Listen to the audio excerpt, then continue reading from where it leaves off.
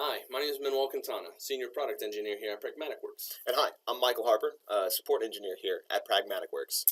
We're coming here together, making a video about a specific component inside of our Task Factory suite.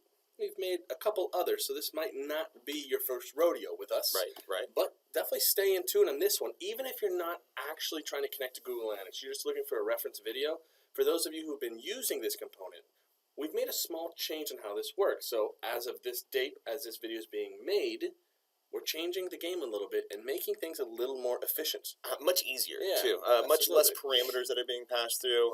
The previous two videos we did, we spent a lot of time looking at the reference guide, figuring out everything that needed to be gathered together for us to be able to put it, to make that call to get the access. Exactly. It was like the part of authentication was a big segment of the video. Absolutely. And you're going to see it's far more refined this time around. I think we even said that that's 90% of the work before, and now we're making that 90%. I mean, it takes less than a minute now to really get it all done. So Exactly. So no further ado, hop into Google. Google Analytics. What's the first thing? So with Google, similar to the other two, we got to create an app, essentially, or an agent that we can communicate to the Google API, specifically the Analytics API, from Visual Studio, or from SSIS. So first place you want to go is to console.developers.google.com. When you go there, it'll first ask you to log in. Make sure you log in with an account that's actually tied to your analytics, because you actually need to be measuring things if you want to get back that data. So we're going to be doing something with us internally. This is actually basically we're going to focus on traffic coming to our website. That's where we're going to look at it. We'll talk about how we're going to parse that out here once we get to the endpoints. But first thing, whenever you're creating that app, you need to enable that API. Make sure you're here in the library. If it pops up on the dashboard, you'll see some graphs. Just make sure you come to the library here, and then we'll just search for analytics.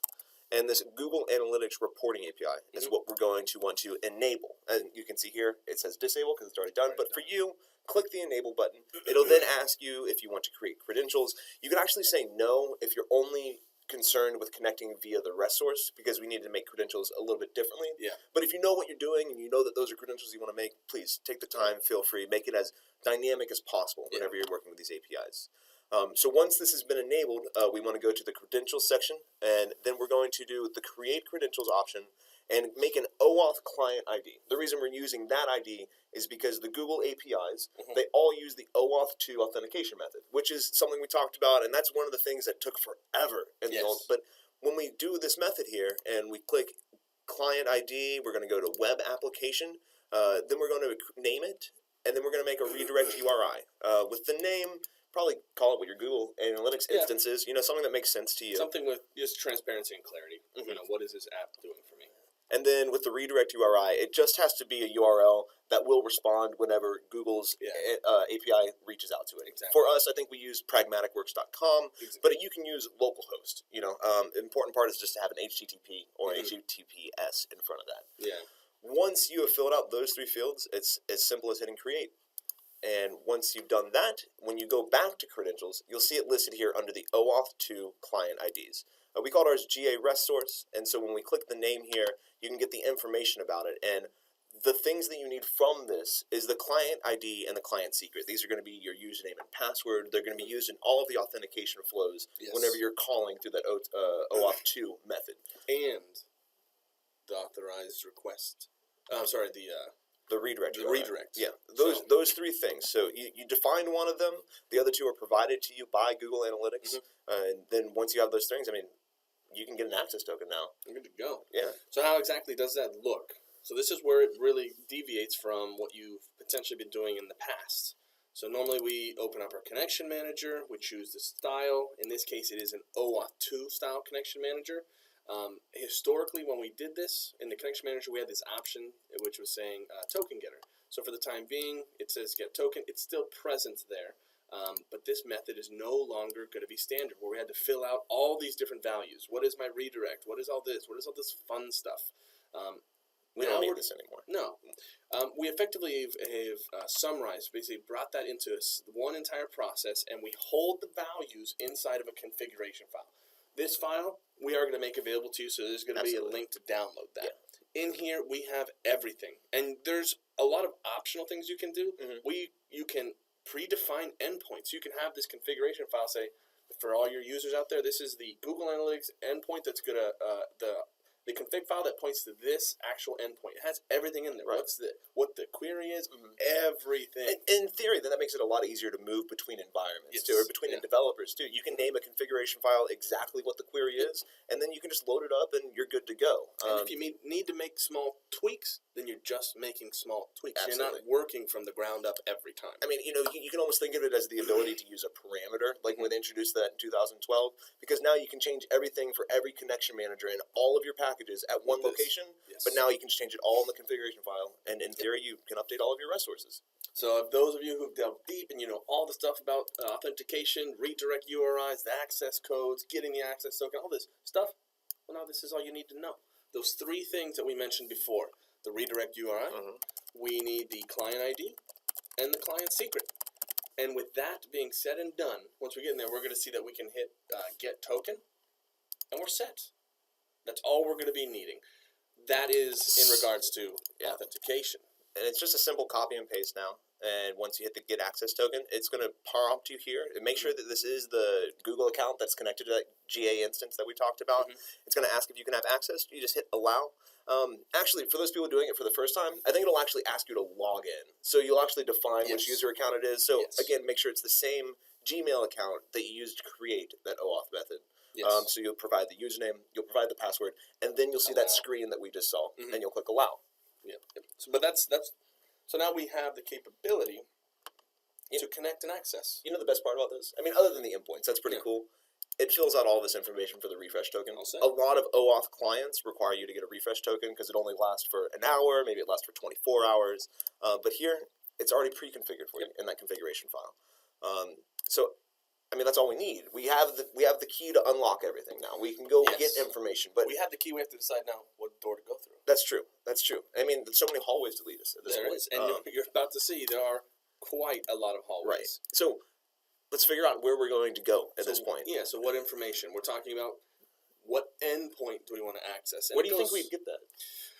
The almighty, the holy grail of elements, the reference guide. Yeah. The reference guide contains everything, and don't be overwhelmed in this next point because there is a lot. Right. Google Absolutely. Analytics, I mean, it has a ton of different ways it holds this, and we're going to see the way that's divided in two ways is known as dimensions. Dimensions and metrics are going to be the other thing that's going to be pulling it apart. What's really fascinating and what I find different about the other APIs we've worked with is that Google Analytics has really almost created a data warehouse for you with the information that they've made. They've already kind of like normalized it for you, denormalized it really.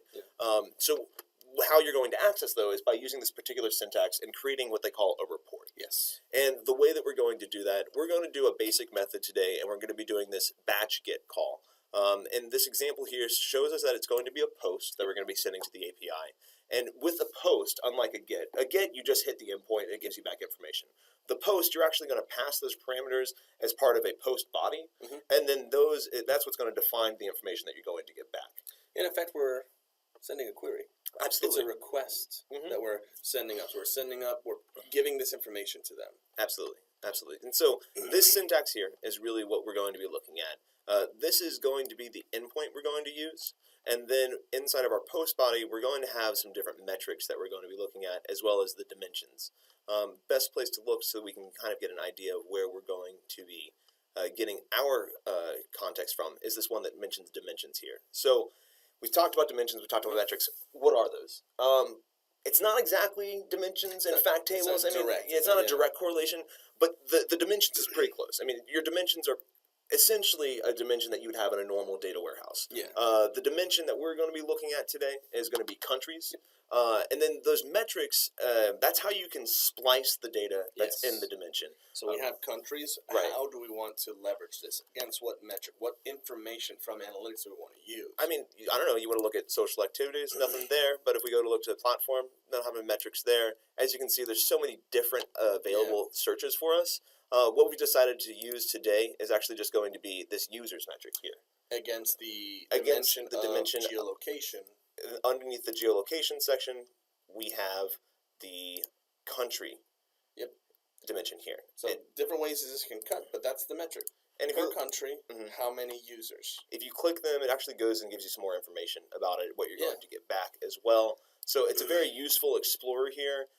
Just, expect it to be a lot of information and to overwhelm you the first time, because I'm still kind of perplexed by everything that's going on here. There's a lot of potential, and when presented with so many different options, sometimes you're trying to think, well, what's first? Yeah. I just want to start this. So just consume this, take your time with it, and tinker with this.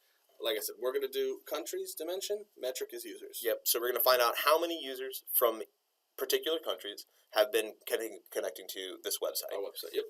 So we're going to work with this report, creating a report, but this is only so good when you read it. So let's actually put some application behind it. How is this going to actually work in Visual Studio?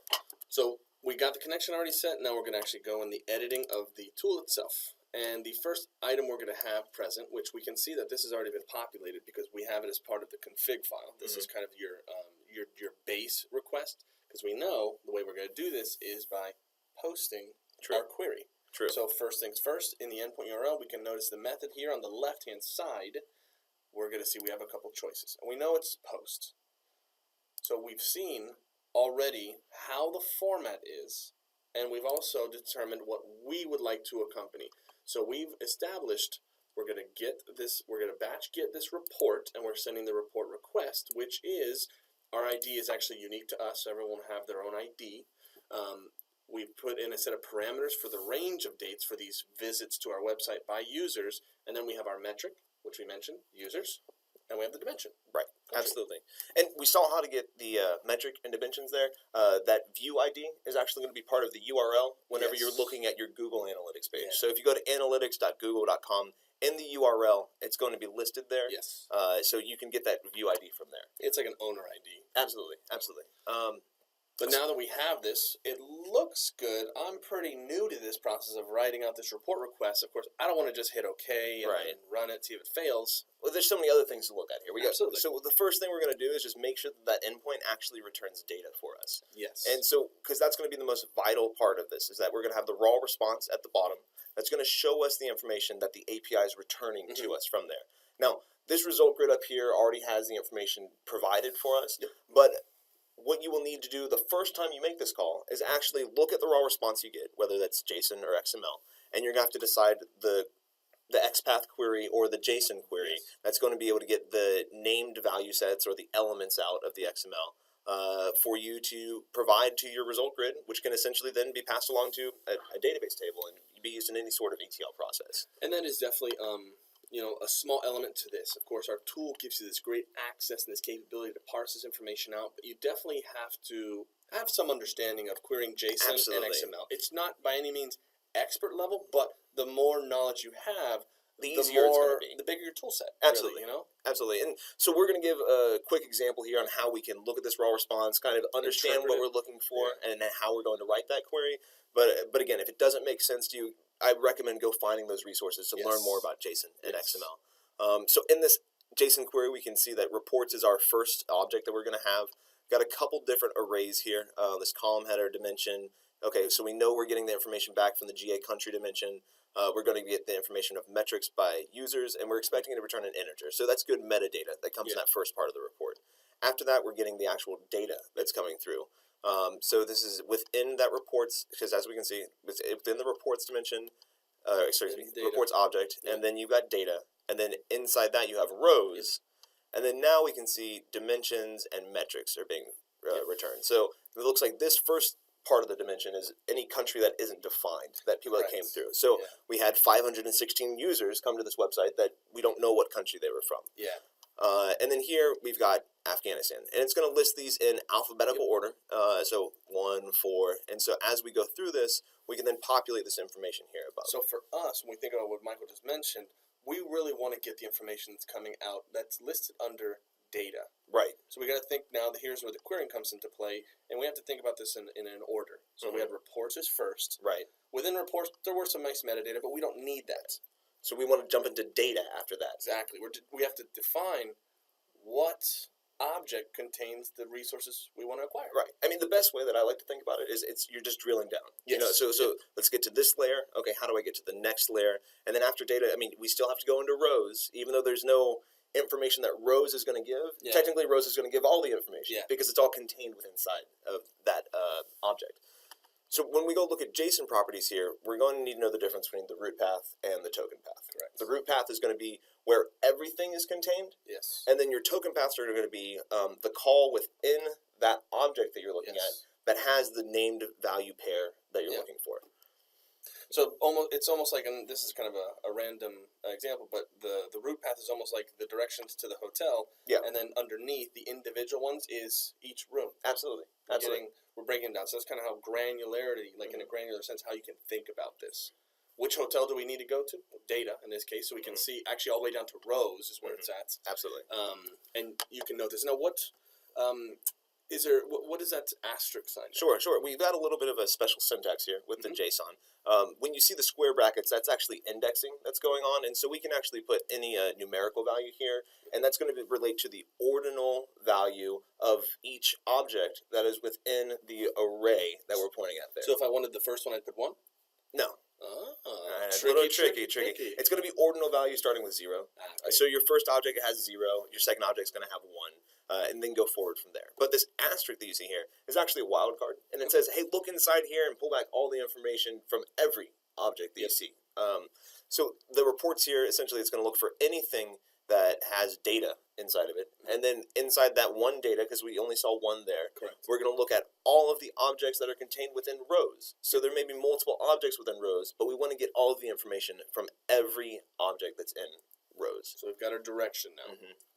And then within each representation of the rows, we want to specifically bring back the value within country, which is listed as country. That's why we did our safe naming. Our column name is country. Yes. Our dimension, that's how it's listed. It's actually dimension. Yeah, I know. So we've said this this named pair is what I've been talking about here. And named pair just means that there is a value on the right-hand side of the colon, and that's the value that you want to return to your SQL table. And then the left side of that named pair, that's your token path. I mean, like it's the I guess it's the title of the value within the JSON. But for our context or for how it's used in the REST source, that's going to be your token path, and it's going to be part of the JSON query because we put all this together. Too. I mean, it's because of how we posted a request. Absolutely. So we said we want this dimension, we want country. So in the representation of the raw response, dimension is a country because we've already asked. Absolutely. And again, if we just go look at this test API area here, and we look at the information that we have here, we're setting reports, and then this object closes out and it gets this data. There's only one data, but within rows you can see that you have this first dimension that then also gets closed out right here, and then there's another dimension that opens up here. So that's what's requiring that wildcard, and then also that dimension inside here is actually nested, and so that's why we need that wildcard. But that's a little more complex. But down the list, we have every country. It actually works out. By users. Right. Popular in Brazil, Canada. Love you guys. Thanks. So it's really interesting. I mean, there's so much in Google Analytics that you can really get from this. And it's such a powerful tool once you unlock it. And it only takes a little bit of time now with the configuration files, making it easier to get that access token. And Google doing a really great job with Reference Guide. Absolutely. And that's really A to Z. We showed you how to, the authentication part, creating the app, enabling the API. True. What it looks like in REST, we gave a very specific example. Dimension, country, metric was users. And then how you parse it out. Now, important, if you're just using this as a reference video, you're not actually doing analytics, you want to connect to something else, JSON responses are going to vary from service to service. Absolutely. So obviously, that's why we talked and honed in on the idea of look at the raw response. Think about, look at the object, how they're represented, and break it down piece by piece. Where is it that you want?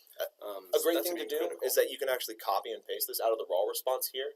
And you can go to a JSON query tool online, and then you can actually test your JSON query there. And then that JSON query can then help you decide what the root token path is, and what the root path is, and then what the token path will be.